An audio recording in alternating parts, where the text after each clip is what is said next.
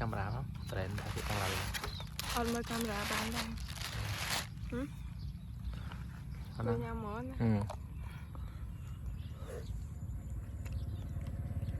Đang cho giờ không mình.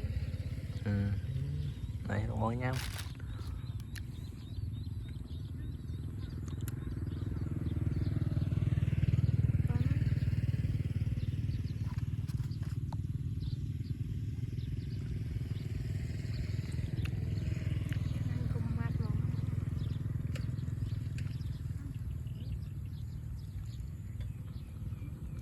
Cái sao vậy mà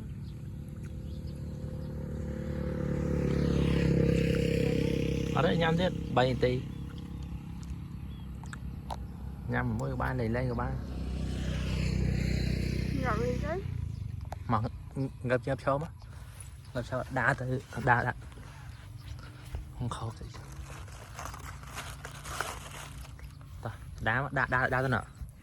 đá mà vậy nhâm mình đây nghe bóc không thế chào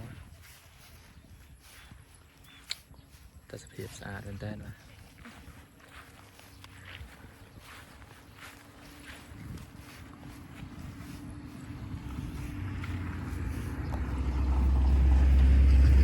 nghe bóng mắt đấy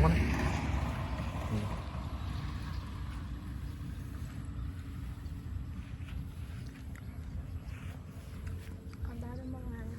đấy là cho xem nữa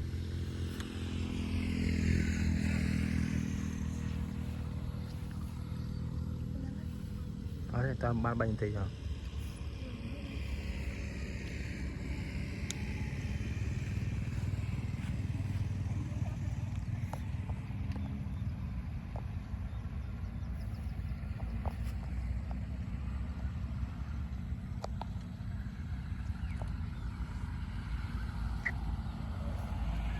dạ mọi ở đây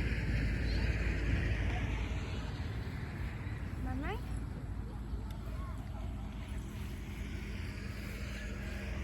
này này như Canada thọt theo bài ban phèo bùa là tí này không mày thôi đây không biết mày đa tới nam thế canh nó em thôi nhâm không đa vậy tí này thôi bông khổ bây giờ canh